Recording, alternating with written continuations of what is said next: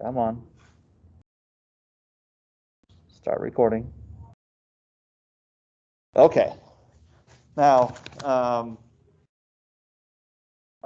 goal for today is not a very ambitious one.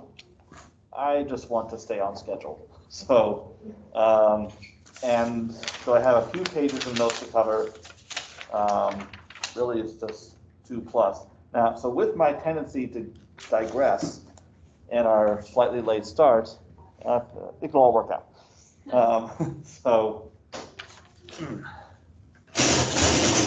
One thing about this classroom, over the course of the semester, we have table creep. The tables keep getting closer and closer to the board until the professor feels like they're cornered. That's been going on for years. Okay. So between today and also Tuesday, I'll talk about certain specific types of PDEs. Now, when you took other PDE courses, such as 517 or 606, there were these fundamental PDEs that were covered in Laplace's equation, wave equation, heat equation. So I will be talking about all of those. The focus for today will be, I want to get the section number right from the notes. Okay.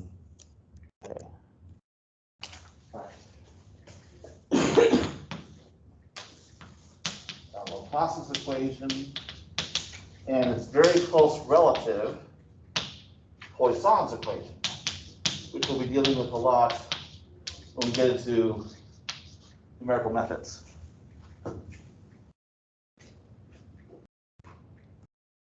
Samson, I can hear the tap, the clicking noise that your phone makes. So actually, it wouldn't bother me if you were texting, except for that clicking feature. So if you even disabled that, that alone would be great. so at least then you're tuning me out quietly. Okay. Okay, this is my first digression of the day. Just my college roommate, my undergrad, he's now a math professor also, and a graduate coordinator at Baylor University in Texas. But when he was a student, one time, sometimes he would sit there in class, and the professor's talking, and my roommate Mark, he would be taking a pen and just flipping it, and just making that repetitive motion. And at one time, the professor noticed this and stopped and said, "When you flip your pen like that, it just makes me want to throw my chalk at you." Like, okay. Please switch to decaf. Okay, so here is Poisson's equation. All right. So we have Laplacian of u, actually minus Laplacian of u, is equal to f in some domain omega. So this is in any number of space dimensions. And then we have u is equal to some function g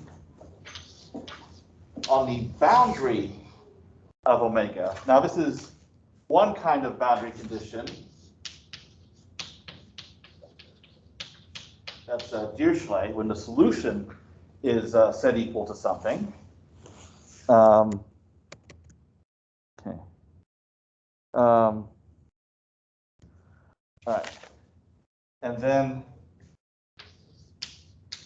the other possibility, so it's either or proposition here. Well, oh, actually. Okay.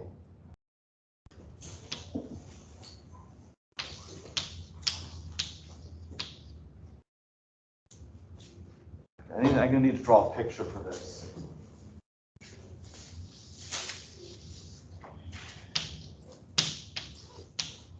So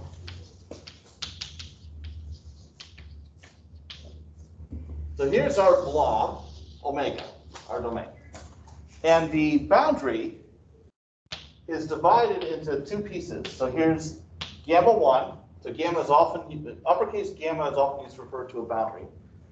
And then gamma 2 is the rest of the boundary. So one portion of a boundary, we say u is equal to something, that's Dirichlet. And then here we have du dn is equal to something on the outer portion of the boundary, that's a Neumann boundary condition. Now, you've seen Neumann boundary conditions before, in like in 517, 606, but in those classes, you generally dealt with problems that are in only one space dimension, where a Neumann condition would be setting partial of u with respect to x equal to something. Here we have partial of u with respect to n. Does anyone know what n would be? What does that refer to? For any multivariable calculus kind of setting. The number of independent variables. Sorry, what? The number of independent variables. In some cases, n is used to refer to that, but not here. What would you take a derivative to that would be referred to as n?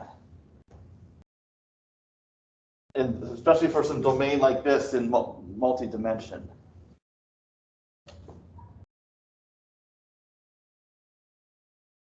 Normal vector. So here we have a vector that is perpendicular to the boundary at each of its points. So this is n. So the normal derivative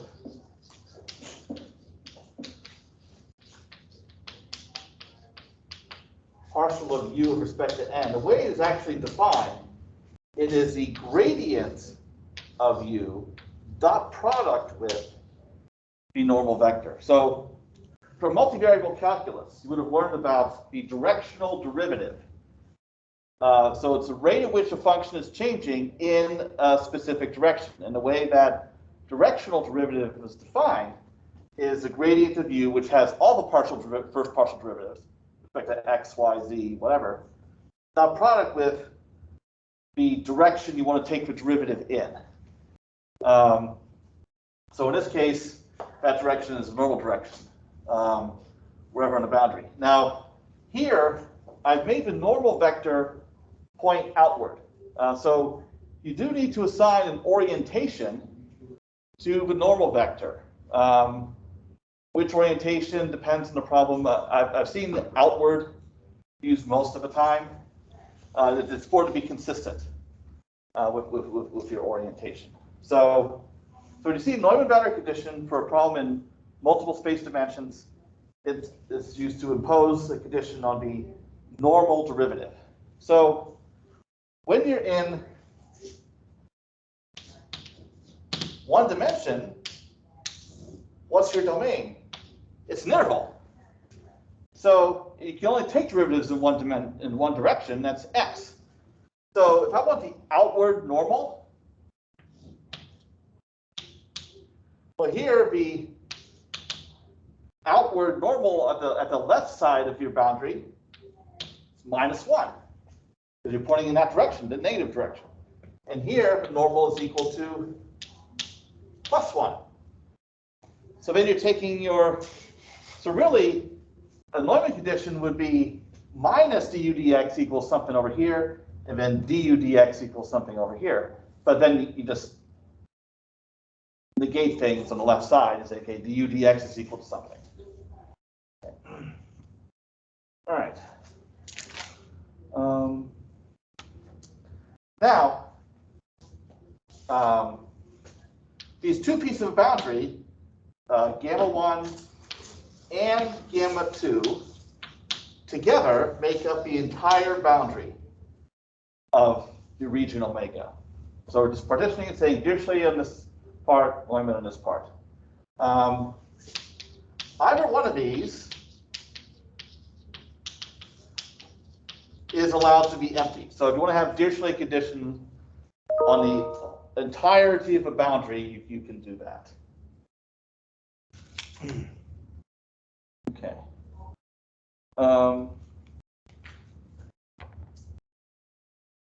Now, this is Poisson's equation. If the right-hand side function here, f, is equal to 0, then Poisson's equation is reduced to Laplace's equation. Mostly in this class we'll deal with Poisson's equation, but and one more term I'll throw out there. If U is a solution of Laplace's equation, so Laplace of U is equal to 0, then we say that U is harmonic. So a harmonic function is a solution of Laplace's equation. All right.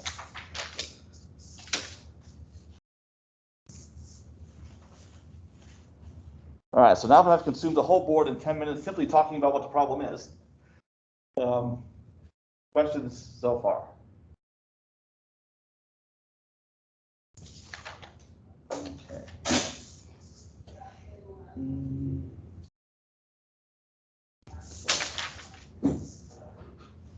All right.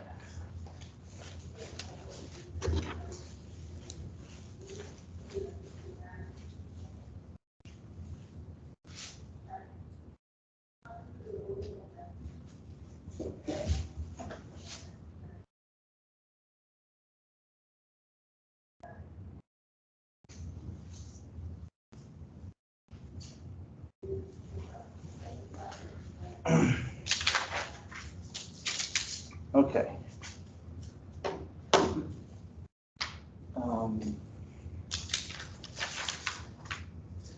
I'll look at the next page of my notes like, what the hell is this? And then I realize, oh, I'm on the wrong page.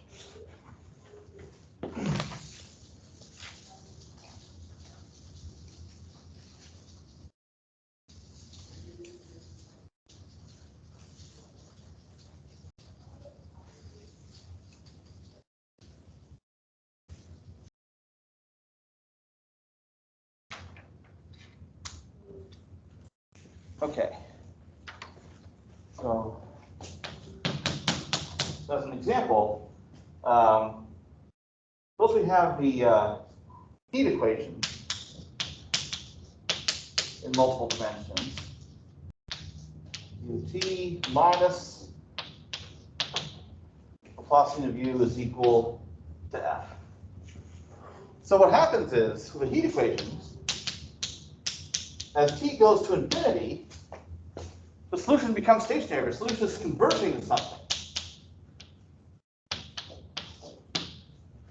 So what that means is, at t equals infinity, this term drops out, and we have minus Laplacian of U is equal to F.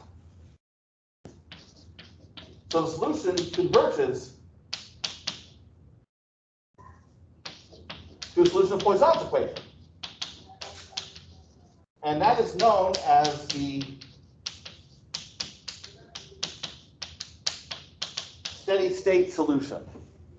In the general steady state solution, it's not changing over time, so du dt is 0. And if you think about it, if you have a, what does the solution of a heat equation represent? Temperature. So over time, the temperature will converge to something like the ambient temperature of a room. Here, F would refer to some heat source or heat sink, depending on its effect on the temperature. So with that taken into account, we're still, because temperature is diffusive in nature, over time, it's converging to something steady. And so that's what we see here, and that solution happens to solve Poisson's equation. Okay. Now,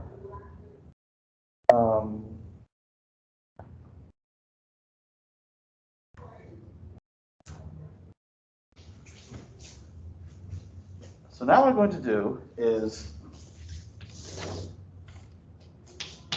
I'm going to find what is called a fundamental solution.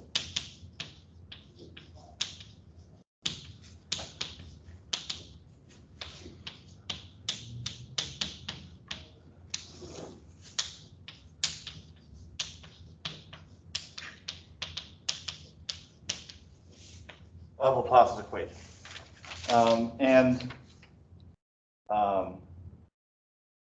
What a fundamental solution will allow me to do, so I'll describe a purpose before I actually go ahead and get it. It will give me a solution formula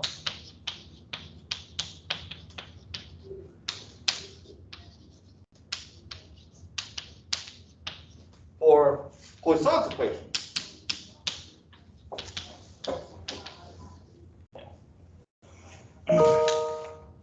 In fact, I'm doing this for Poisson's equation today, but same thing can be done for other PDEs. So you find a fundamental solution. So that's the solution is actually a very generic PDE, but you can use it to obtain solution formulas for a PDE with general data, like whatever function f is in Poisson's equation.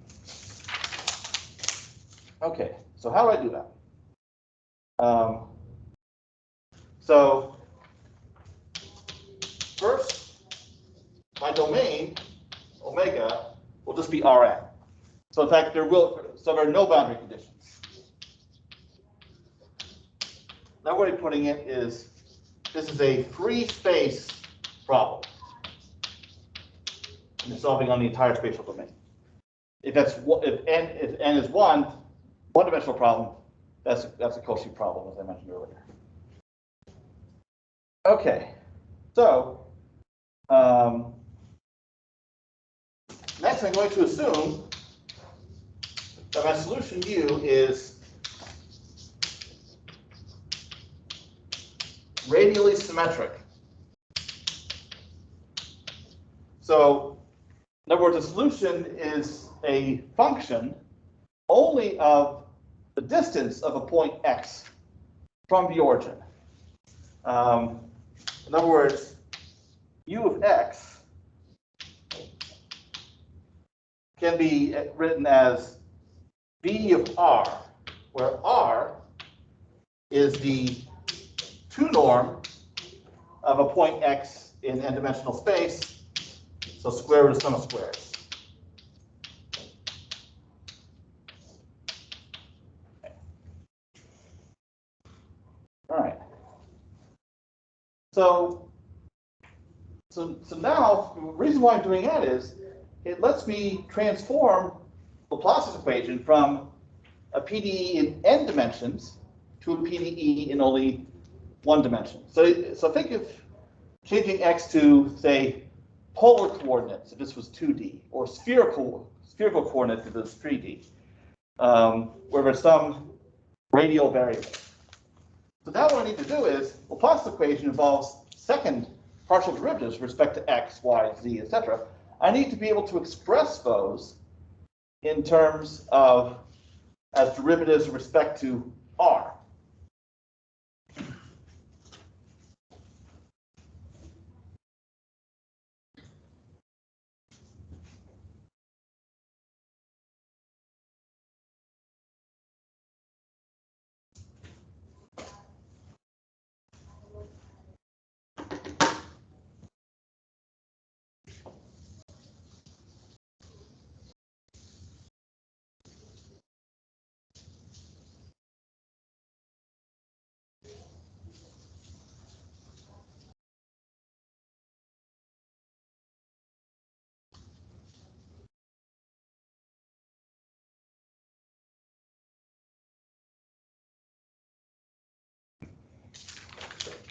Okay.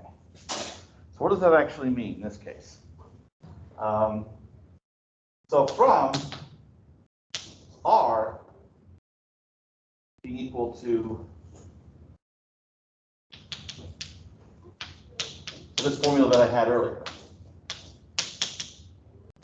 what I want to do now is take a derivative of R with respect to each xi. So partial of R with respect to xi, while using the chain rule.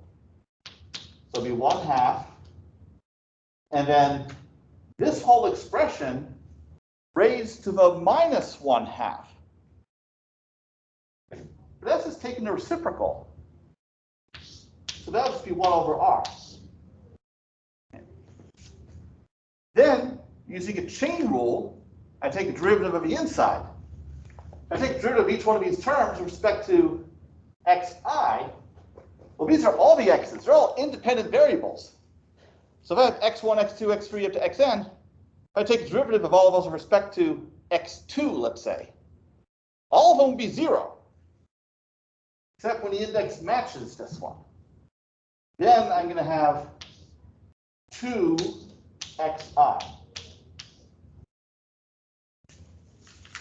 That's from power rule. So the power rule on this, chain rule to get in here, power rule again on that.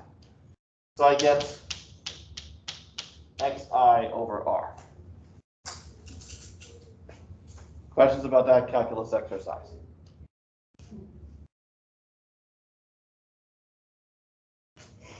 Okay. Now, I'm going to do it again. Second partial. So now I'm just taking a derivative of this with respect to xi. And that calls for what rule?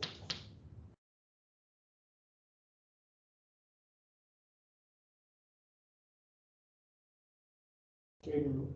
What? Chain rule. Chain rule, but also technically, but considering how it's written here. Quotient rule, yes. Okay. I know there's some who would say, we don't need a quotient rule. Just product rule. Rewritten for a quotient. And the reason is r depends on xi. So we have to think about that. We can't treat it like a constant. So we have r times the derivative of xi, which is 1, minus xi times the derivative of r. But we already have that. It's this. So we just repeat it down here. Okay. All over r squared. So then we simplify that. And we get 1 over r minus xi squared over r cubed.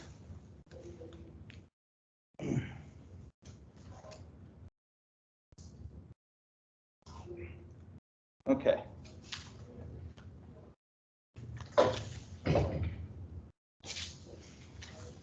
Questions so far?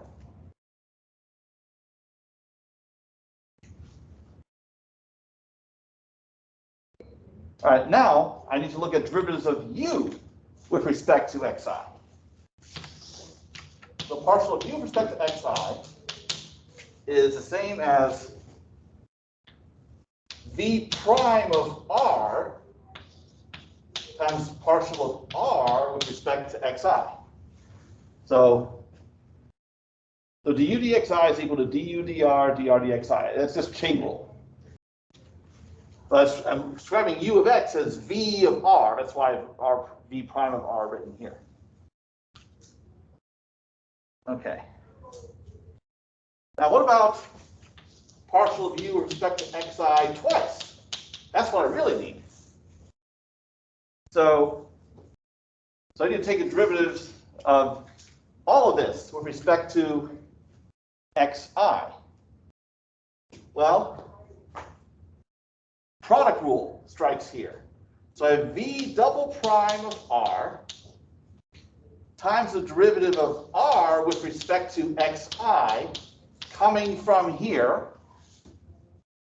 But this is already hanging out here from before. So I have two of them now.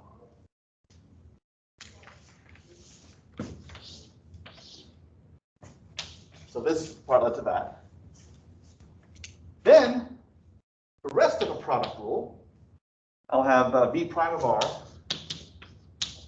times the derivative of r times the derivative of this with respect to xi. But that I have worked out over here.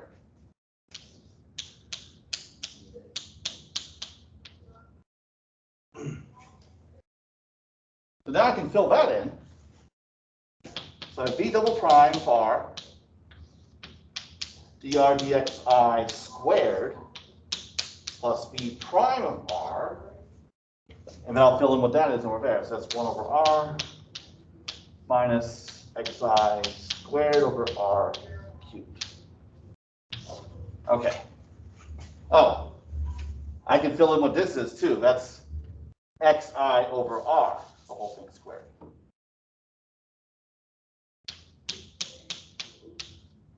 Okay.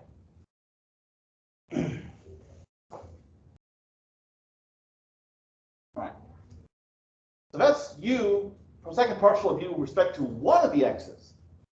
But for a Laplacian, I have to add up all of these for I equals 1 to n. So Laplacian of u is the sum of u xi xi. So now when I add up all of these, well, what's nice is we have some common factors. Like I'm going to have v double prime of r over r squared times the sum of all the xi squared. But the sum of all the xi squared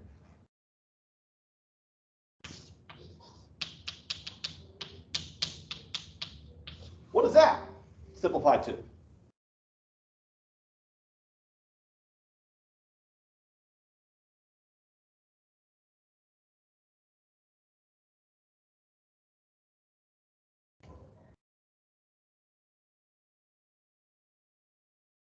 The answer is actually somewhere in this board. What is this simplify to? R squared. Yes. Over here. Over here.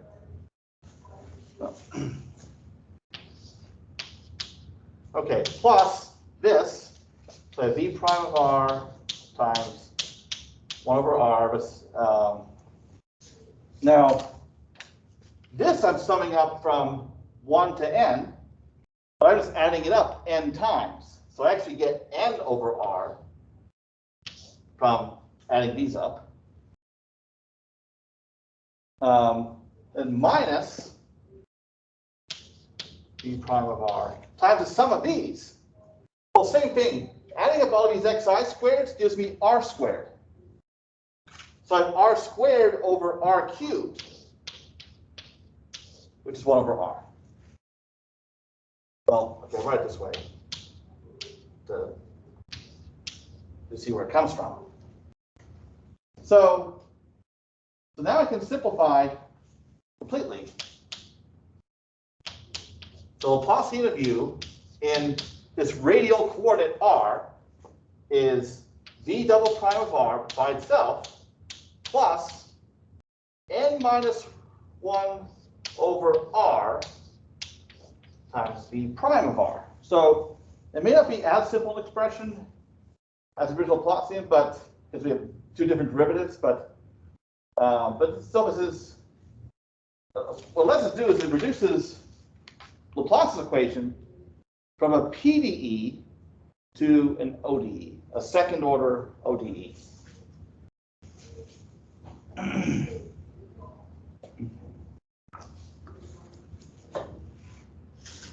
So, any questions about what happened here?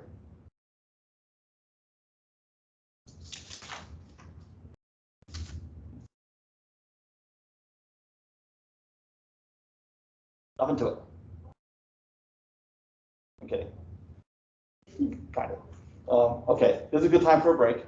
So, and so then when we come back, I will solve this ODE.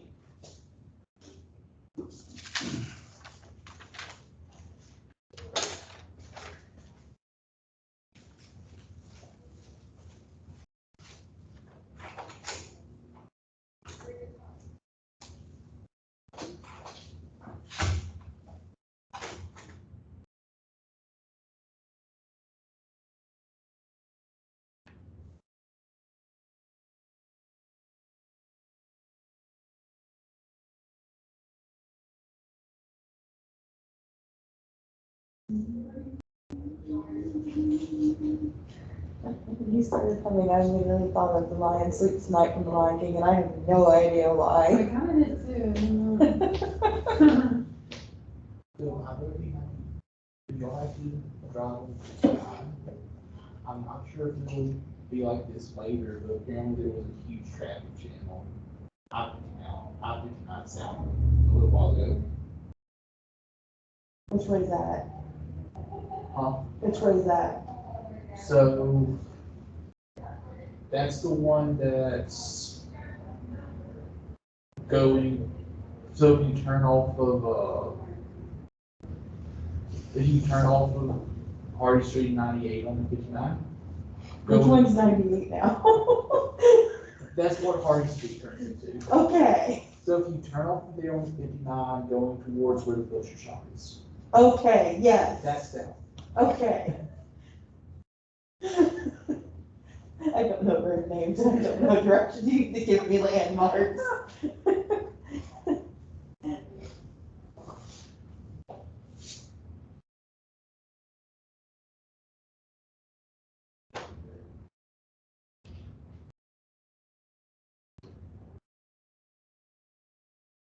That sounds like my brother. Oh, he was giving Let me tell you, it's great when they try to know directions. He's like, you go blah, blah, blah. I'm like, I don't know the road names. He goes, oh, well, you just go this direction, this direction. I'm like, I just need you to tell me what road I need to turn on and what's there nearby. Moving into the house that we're in now, one of my cousins was helping this my brother decided to give him directions where he needed to go. Mhm. And the directions my brother gave him ended up taking him like 3 miles down the road from where he was supposed to go. That's nice. I don't know the name of the road you on, but I know the one before it, close to the Taco Bell, is Turtle. We live on the corner of Quinn Street and Anderson. That means nothing to me. I just know I turn off of Well, the road that Walker used to live on and go down until I see the basketball technically too. there's multiple ones. There's multiple corners because Emerson is a horseshoe shape. Stop. So technically saying the corner of Quinn Street and Emerson Drive will take you to multiple houses. That still means nothing to me. I just know I am on the road that Walker used to live on. I turn on this road that's across from the apartment complex and I go down until I see the basketball hoop. If I go past the basketball hoop, I've gone too far. So please never move that basketball hoop or I'll never find your house. Add that to the things to do. Just confuse Rachel.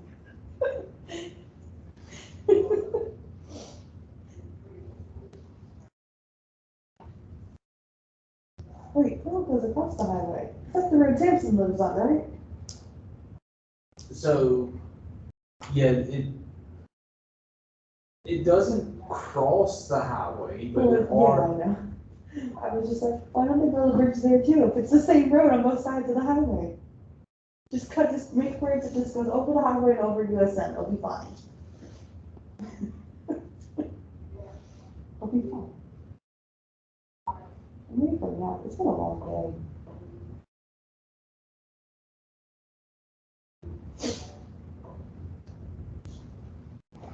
Samson, you were complaining about 703. Dr. Lambers overheard us, and he told us we should email the director of the comp sci department. So Sarah's gonna draft up an email, put it in the Teams, and we're gonna read it, make sure we're happy with it, and send it off. Because Dr. Lambers said, don't let her get away with this, because if we fail, this threatens our standing as grad What is students. she doing? Nothing. Like, Literally the first 2 days of class were her rambling about the syllabus. That's all she did the first 2 days. is she expecting things of you though? Yes. Like literally the second day of class, Sarah asked her, so the only thing we have to do is the quiz assignment, is the assignment in Canvas. That's all we have to do this week. And she was rambling on about a project and never answered Sarah's question. And like yesterday, we had a quote quiz on a PowerPoint That she that she never has told us. not gone over in class. That's what I asked you was red. She didn't tell us there was going to be a quiz, right? She just said that we're gonna discuss it, so we're all thinking, okay, she's gonna like go over what's actually expected of the quiz. And then they started asking questions, and they were, who's iPhone? I don't know, who is iPhone? So in terms of That's the class most under the name of interesting iPhone, and so we don't know who it That is. is the most interesting person in the class, because the person never comments, never shows his face or her face, I don't know. I'm pretty sure that means the same person logged in as Isabel the other day. Yeah, we also had a random Isabel show up, and we don't know who that is either. Because she kept yelling out in the middle of the class, iPhone! The person just didn't care. James was like, I wasn't even paying attention. Who was she talking to? I was like, iPhone. He's like, what? I'm like, yeah, she was saying iPhone. I do love one thing. She keeps referring to PCs as IBM compatible computers. Yeah.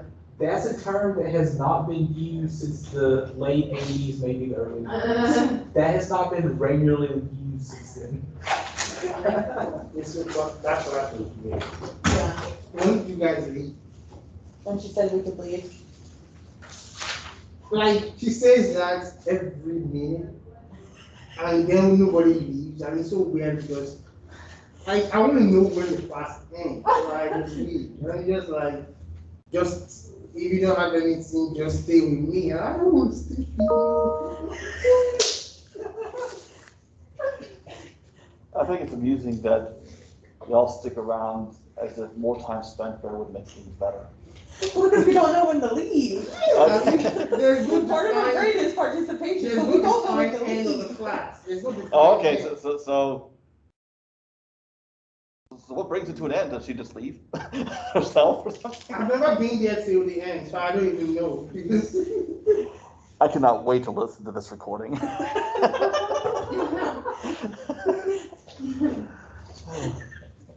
And now Taylor also has something to look forward to in a couple of years. I was just filling in, Samson, on what you told us to do and how Sarah is going to be kind enough to draft up an email for us to review, because we all created a team to like try and figure out what we need to do. Well, I think what I'm thinking of doing is behind the scenes just saying something to Dr. Schroeder, because he's not part of this really. But I mean, he's one of the main people of the computational science PhD program as a whole. Saying like, here's what's happening.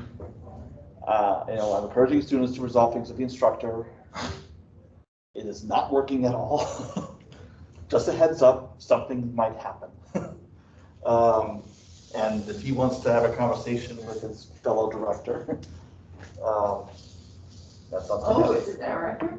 But No, we have to email the director of the comp Got it, sci got it. department about the issue we're having with the instructor. yeah, and I guess I should tell Sarah this since she's drafting the email. Very important that make clear.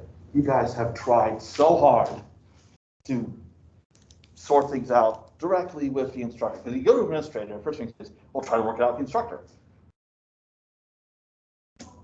And this is how it went. Okay, now, now I'm going to solve the Poisson equation.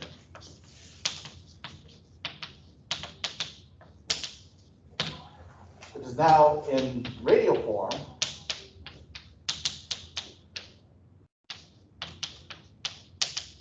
Okay. So this is Laplacian of u, which is now this. Okay, now this can be solved because if you think of this, if I let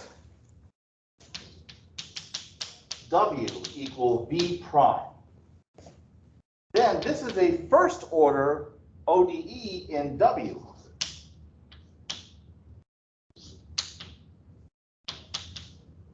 Let's move the second term to the other side. Okay. All right. Now, very important. This is something that you likely would have seen in your first class on ODEs. Whenever you have an ODE like this, derivative is equal to some function times the solution. There's a nice generic solution formula for that. So W of R is equal to an arbitrary constant, which I'll call B, times the exponential of the integral of whatever function is here.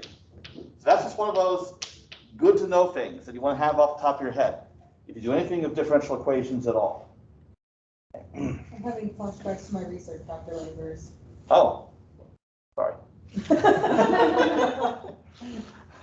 Sorry, I just remember how stressed you were during one of your presentations, perspectives, sort of defense. I live in a constant state of stress, let's be honest here. Okay. Well, yeah, I get it.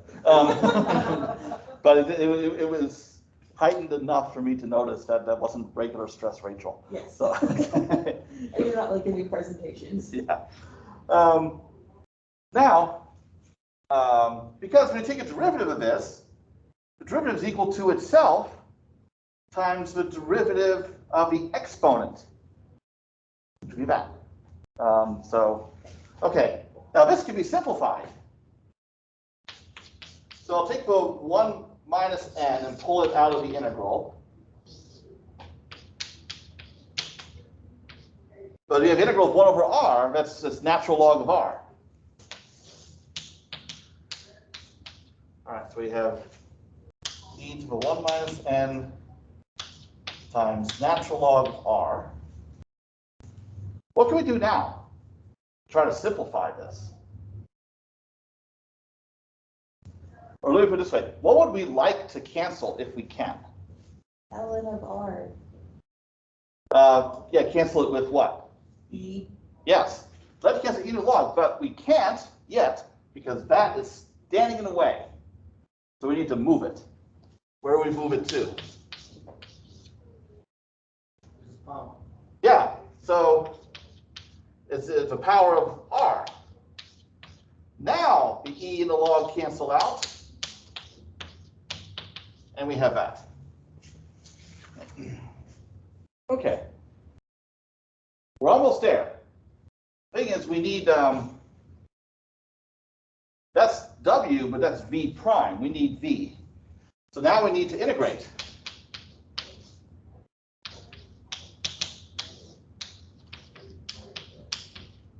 So what would that be equal to? Well, it turns out that's going to depend on the value of n.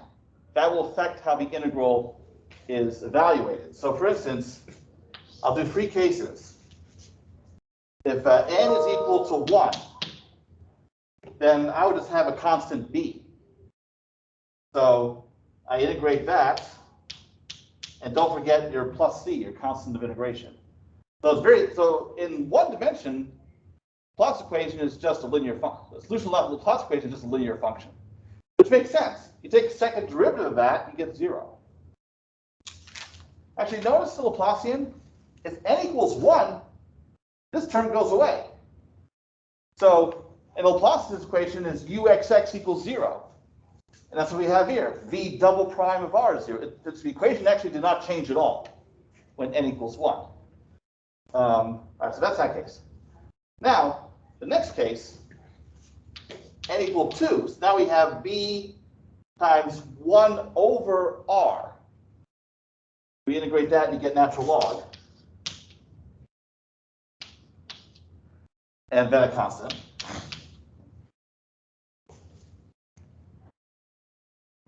And then, for all other cases, n greater than or equal to 3,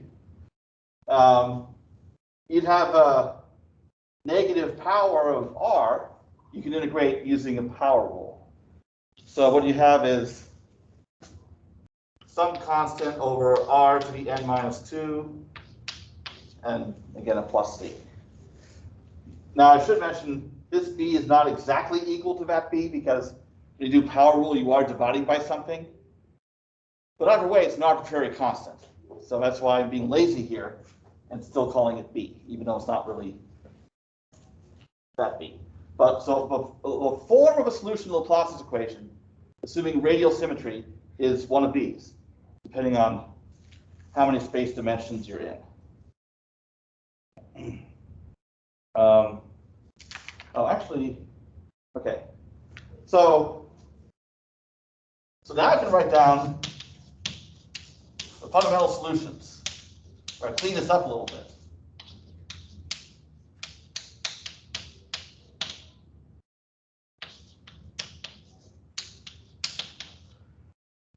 Where I actually make choices about the arbitrary constants. So we have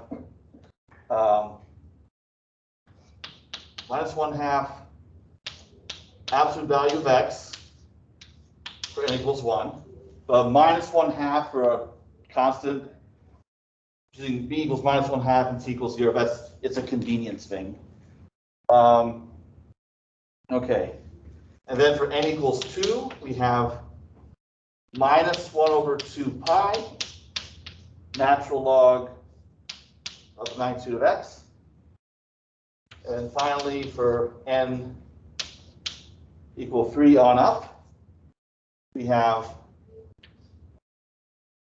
1/n times n minus 2 times alpha of n, and then magnitude of x to the n minus 2, where alpha of n is equal to the volume of a unit ball in whatever dimension you're in. So for instance, if n equals 3, it would be the volume of a unit sphere, which is 4 pi over 3. And again, these choice of constants are just for convenience when the fundamental solution is used in other formulas. All right. Okay. So any questions about what happened on this board?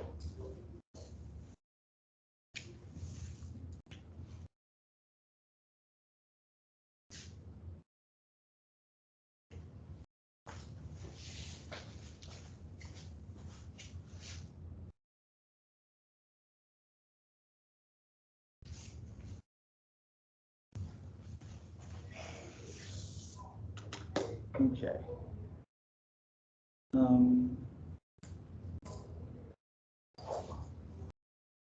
I have a question. Yeah. When we did the solution for n equals 3, Yeah. why wasn't it negative? Oh. Actually. Oh. Yeah, it's not a negative. It's not because it's still an arbitrary constant that you put there. I guess. Oh, because of these are arbitrary constants. Yes. Yeah. Yeah, and again, these are just the convenience choices, and they just happen to not have a minus. Although, well, wait a minute. Yeah, those are going to be positive. Okay. Now,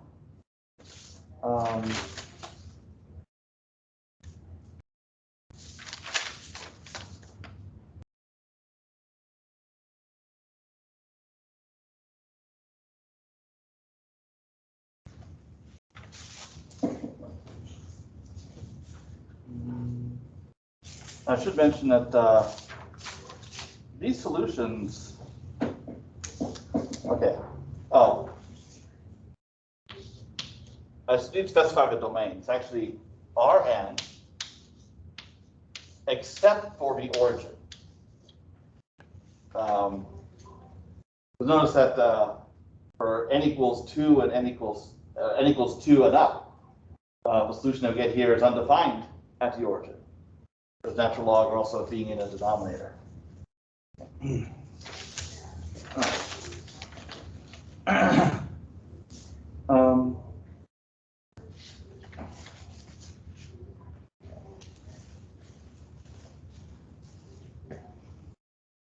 So we're just choosing -1/2 to be the arbitrary constant. Could be anything. We could choose anything, but actually the thing I'm going to do next will explain why these constants were chosen.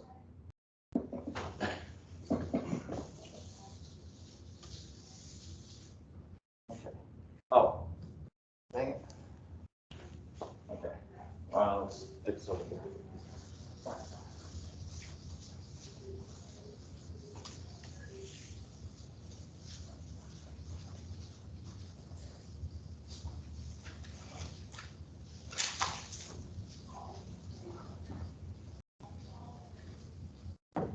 Okay, so what I need to mention now is a rather strange concept. The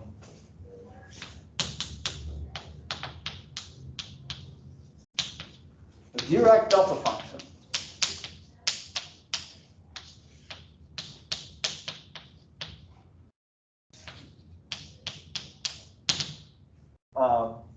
The lowercase delta of x has these properties. First of all, delta of x is equal to 0 or x non-zero. So this is x in Rn.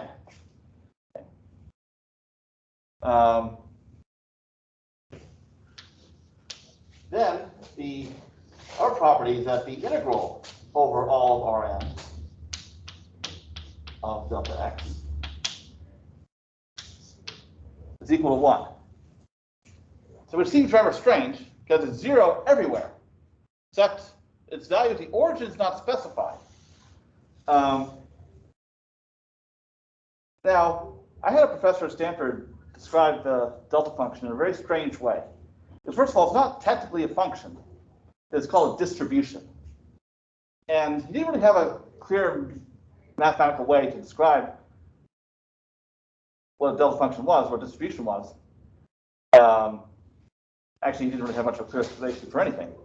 But his explanation of distribution, I found amusing, it stuck with me. He said, you don't define distribution by what it is, but rather by what it does. And he drew a parallel to Boom from Cat in the Hat. Because Boom was a mysterious character who cleaned everything up at the end. So that's just what Boom does. So really, I can generalize this.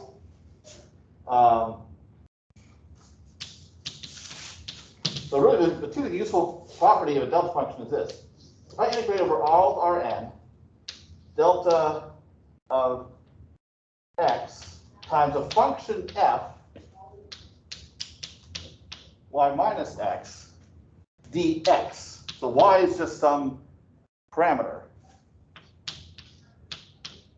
You'll always basically select the value of f at y. So here I'm explaining this is what the delta function does. I can't really tell you clearly what it is, but this is its action. So it's a way of selecting a value of a function at a particular point. And that, and if f was equal to 1, then you get this. All right. Okay. If you want, you could think of a Dirac delta function as a function that is equal to, like at the origin, is equal to like a really infinitely high spike and being 0 everywhere else. You can think of delta function as a limit of functions that are 0 almost everywhere and concentrated near the origin. And the more concentrated it is, the higher the value at the origin is. And if you took that notion to its limit, then you can think of that as being like a delta function.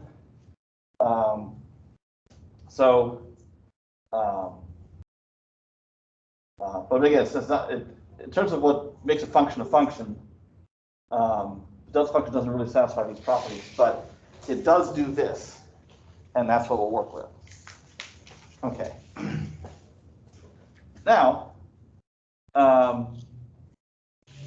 what I can tell you is, if you let uppercase phi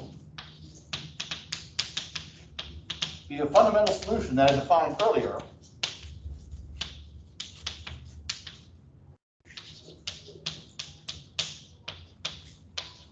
of Laplace's equation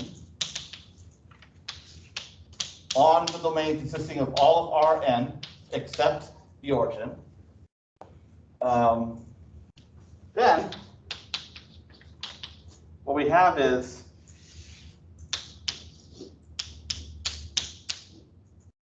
the Laplacian is actually equal to the delta function.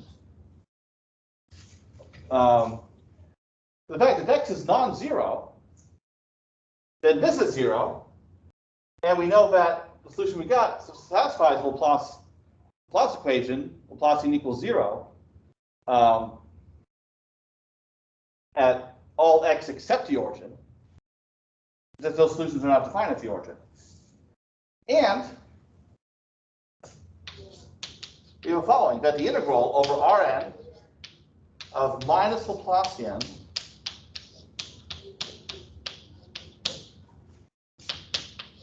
is equal to 1.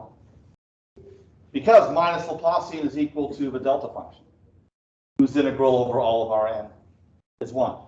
And I should mention, this is why the constants in the fundamental solution, like a 1/2 or a minus 1/2 or minus 1/2 pi, why they were chosen, that to have the values, those values to satisfy this.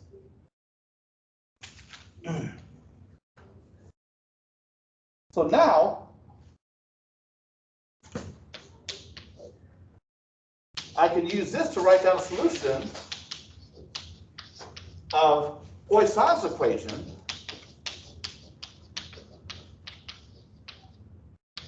minus Laplacian of u is equal to f. I should write it down here.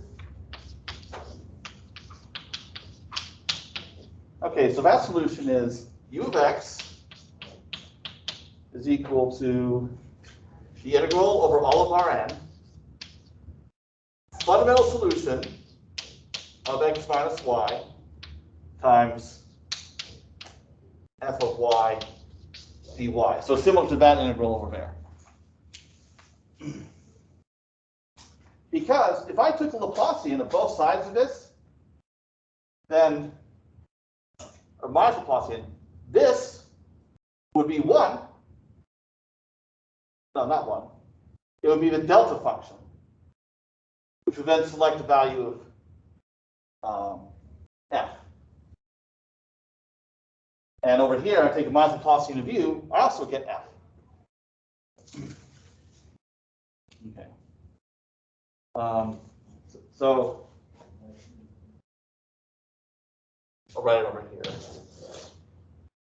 So minus Laplacian of u of x is equal to the integral minus Laplacian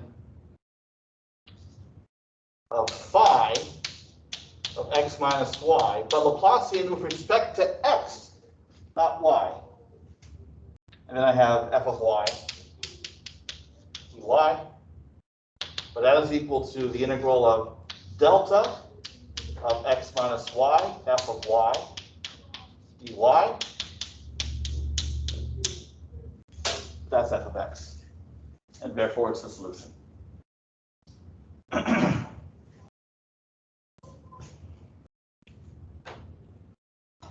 I should mention this is delta asterisk f. That is called a convolution. I remember covering this at one time in 517.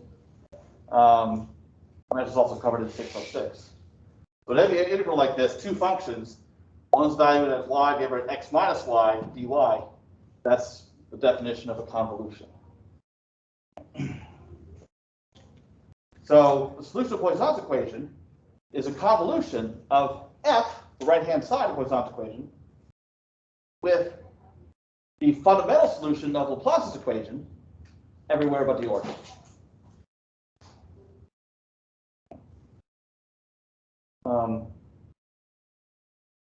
An important term for phi, I call it fundamental solution, but another term is, it's called a Green's function. So if you ever see this term elsewhere, this is what it's referring to. That's a fundamental solution, Green's function. So if you think of the Green's function for Poisson's equation, okay. But also a fundamental solution of the Laplace equation everywhere but the origin. Okay.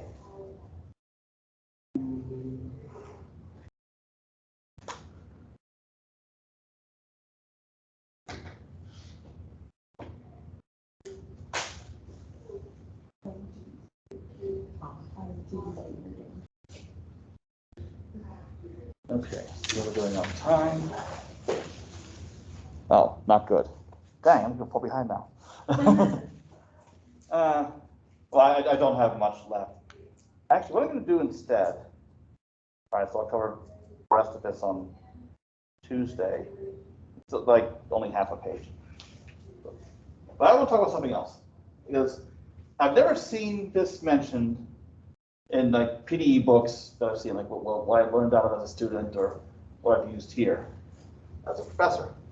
A different perspective on fundamental solutions. Solutions of PDEs like this, where the right-hand side is a delta function. Because what's happening here is we're solving a PDE where the right-hand side is a function that's equal to 0 everywhere except at one point, the origin. So if I replace x by x minus y on both sides, then again, the right-hand side is equal to 0 everywhere except at one point where x is equal to y. Then I'm taking that solution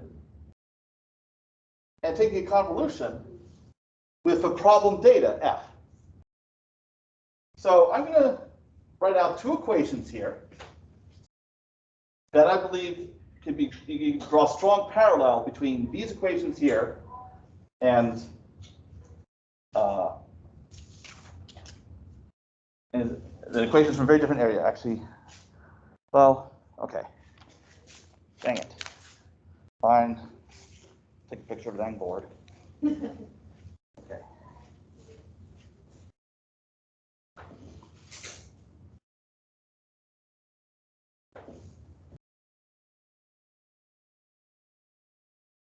Okay.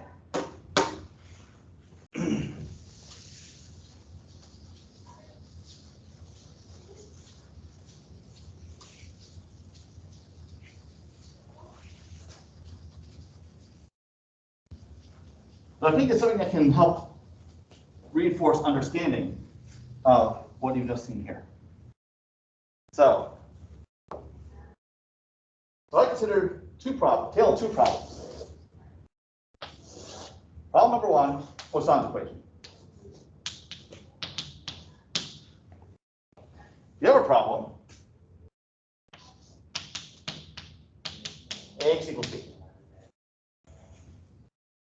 So I'm going to suggest to you that solving this PDE that has the same operator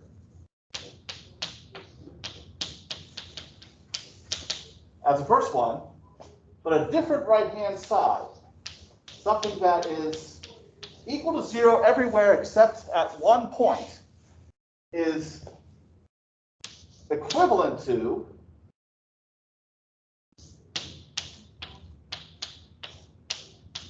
solving this matrix equation. A times something is equal to identity.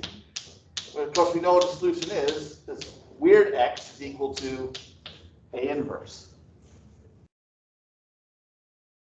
And I also believe that the solution formula for Poisson's equation, u of x is a convolution of this fundamental solution with your right-hand side is equivalent to the solution of this problem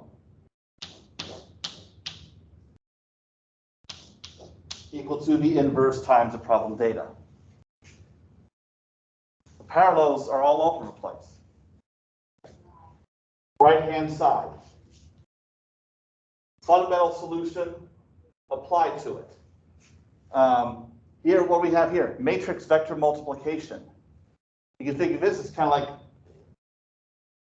in spirit at least, matrix vector multiplication as well, because what are we doing? We're summing over columns, which, if you will, that are y values. To get a component, rows correspond to x.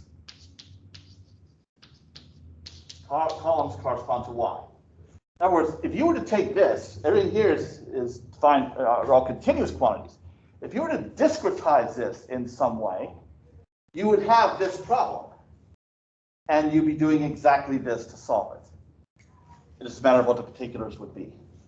So a fundamental solution, why do I liken it to an inverse matrix? Well, again, this is 0 everywhere except at one point. This is 0 everywhere except on a diagonal. So call me batshit crazy if you like. I think this stuff is exactly the same. That's a discrete setting versus a continuous setting. That's the difference. Dr. Lambert, my working theory is that anyone who studies math is crazy. Can't argue with that. Okay. Now, I read once, my favorite quote about mathematics is that mathematics is the art of reducing all problems to linear algebra. And I haven't been able to stop doing it since. I can never stop doing it because linear algebra is one of the easier areas of math to understand. You all suffered from 610 with me, so feel free to disagree. But by comparison to other things, like real analysis, so if I'm struggling to understand something, I try to link it to linear algebra, and it helps me understand it. I have a friend who calls functional analysis Bindi linear algebra. Okay, I could go with that. So. Okay, well, I'm 2 minutes past time, but there you have it. And yeah, that's what I felt like covering the rest of my notes. Alrighty.